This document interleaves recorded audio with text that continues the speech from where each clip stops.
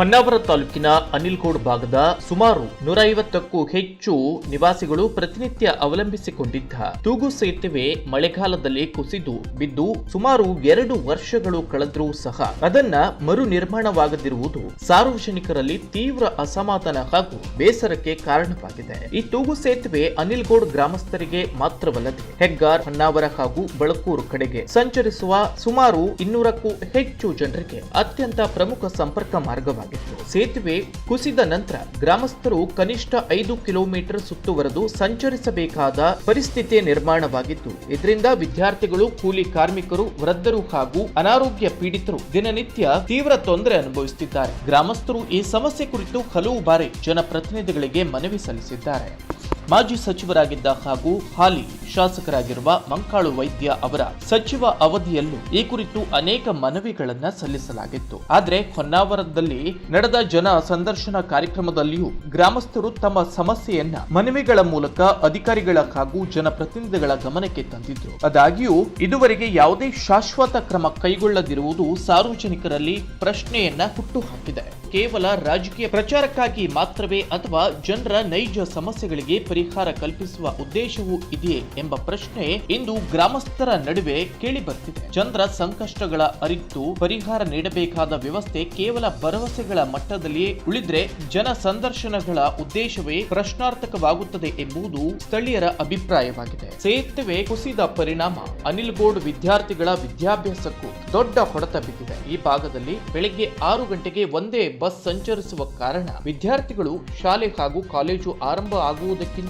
ಸುಮಾರು 2 ಗಂಟೆಗಳ ಮುಂಚಿತವಾಗಿಯೇ ತೆರಳಿ ಕಾಯುವ ಪರಿಸ್ಥಿತಿ ಎದುರಾಗಿದೆ. ಒಂದು ವೇಳೆ ಆ ಬಸ್ ತಪ್ಪಿದ್ರೆ ವಿದ್ಯಾರ್ಥಿಗಳು ಹಾಗೂ ಸಾರ್ವಜನಿಕರು 80 ರಿಂದ 100 ರೂಪಾಯಿ ವೆಚ್ಚ ಮಾಡಿ ಆಟೋದ ಮೂಲಕ ಪ್ರಯಾಣಿಸಬೇಕಾಗುತ್ತದೆ. ಈ ಭಾಗದ ಬಹುತೇಕ ಕುಟುಂಬಗಳು ಕೃಷಿ ಹಾಗೂ ಕೂಲಿಯನ್ನೇ ಅವಲಂಬಿಸಿರುವುದರಿಂದ ಪ್ರತಿದಿನ ಹೆಚ್ಚುವರಿ ಬಸ್ ಪ್ರಯಾಣದ ವೆಚ್ಚ ಭರಿಸುವುದು ಅವರಿಗೆ ಅತ್ಯಂತ ಕಷ್ಟಕರವಾಗಿದೆ. ಆರ್ಥಿಕವಾಗಿ ದುರ್ಬಲವಾಗಿರುವ ಕುಟುಂಬಗಳ ಮಕ್ಕಳ ಶಿಕ್ಷಣದ ಮೇಲೂ ಈ ಸಮಸ್ಯೆ ಗಂಭೀರ ಪರಿಣಾಮ ಬೀರ್ತಾ ಇದೆ. ಹಾಲಿ ಶಾಸಕರು ಈ ಹಿಂದೆ ಹಲವು ವೇದಿಕೆಗಳಲ್ಲಿ ಒಬ್ಬ ಶಾಸಕರಿಂದ ಆಗದ ಕೆಲಸವೇ ಇಲ್ಲ ಎಂದು ಹೇಳುವುದನ್ನ ಸಾರ್ವಜನಿಕರು ನೆನಪಿಸಿಕೊಳ್ಳುತ್ತಿದ್ದಾರೆ. ಸಚಿವರಾಗಿದ್ದ ಅವಧಿಯಲ್ಲೇ ಈ ಸೇತುವೆಯನ್ನ ನಿರ್ಮಿಸಿದ್ರೆ ಇಂದು ನೂರಾರು ಕುಟುಂಬಗಳು, ವಿದ್ಯಾರ್ಥಿಗಳು, ಕೂಲಿ ಕಾರ್ಮಿಕರು ಹಾಗೂ ಅನಾರೋಗ್ಯ ಪೀಡಿತರು ಈ ಸಂಕಷ್ಟ ಅನುಭವಿಸುತ್ತಿರಲಿಲ್ಲ ಎಂಬ ಅಭಿಪ್ರಾಯವನ್ನ ಭಟ್ಕಳದ ಯುವ ಮುಖಂಡರಾದ ಮಸ್ತಪ್ಪ ನಾಯ್ಕ ಹೇಳಿದ್ರು.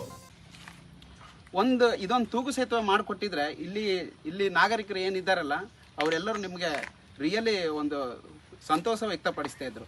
ಬಟ್ ನೀವು ಇದೊಂದು ತೂಗು ಸೇತುವೆ ಕೂಡ ನಿಮ್ಮ ಹತ್ರ ಕಲ್ಪಿಸ್ಕೊಡ್ಲಿಕ್ಕೆ ಆಗಲಿಲ್ಲ. ತಾವು ಈ ಹಿಂದೆ ಒಂದ್ಸರಿ ಇಲ್ಲಿ ನಾಗರಿಕರ ಹತ್ರ ಬಂದ್ಬಿಟ್ಟು ಜನ ಸಂದರ್ಶನ ನಡೆಯೋ ಟೈಮ್ ಕೂಡ ಹೇಳಿದ್ರಿ.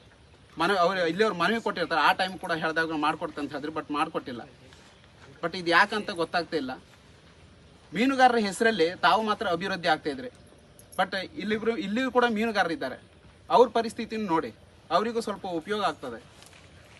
ಬಟ್ ಮೀನುಗಾರರ ಸಚಿವ ಮುಖಂಡ ಅಂತ ಹೇಳಿ ತಾವು ಮಾತ್ರ ಅಭಿವೃದ್ಧಿ ಆಗ್ತಾ ಇದ್ರಿ. ನೀವೇ ಹೇಳ್ತಿದ್ದೀರಿ ನಾವು ಮಾತಾಡೋನಲ್ಲ, ಕೆಲಸ ಮಾಡೋಣಂತ. ಕೆಲಸ ಎಲ್ಲಿದೆ ಇದು ನೋಡ್ರೆ ಗೊತ್ತಾಗ್ತದೆ ಅಲ್ಲ.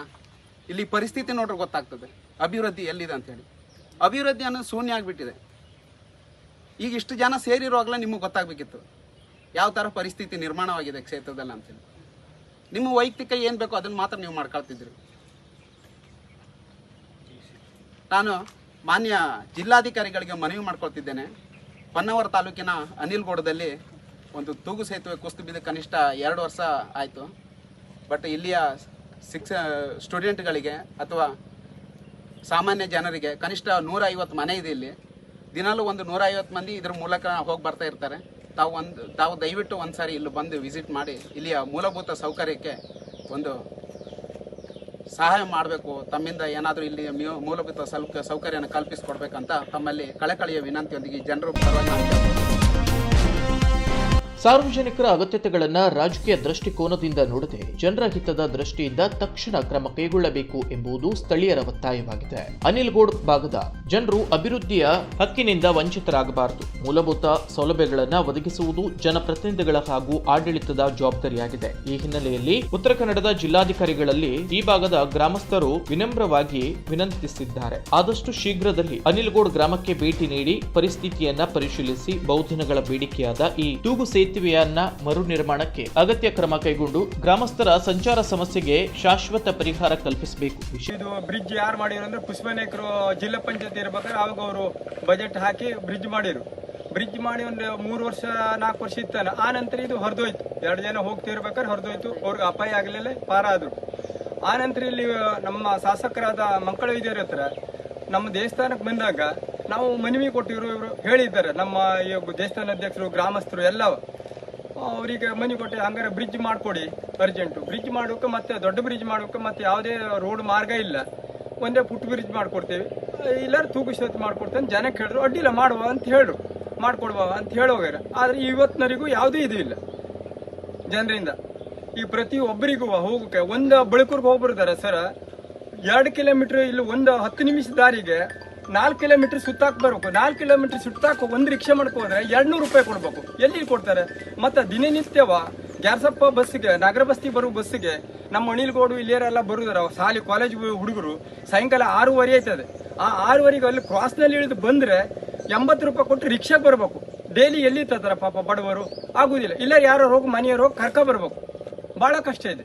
ಒಂದು ರಾತ್ರಿಗೆ ಆರಾಮಿಲ್ಲ ಅಂತ ಹೇಳಿದ್ರೆ ಒಂದು ಅರ್ಜೆಂಟ್ ಹೋಗಕ್ಕೆ ಆಗುದಿಲ್ಲ, ಅಷ್ಟು ಇದಾಗ್ತಿದೆ.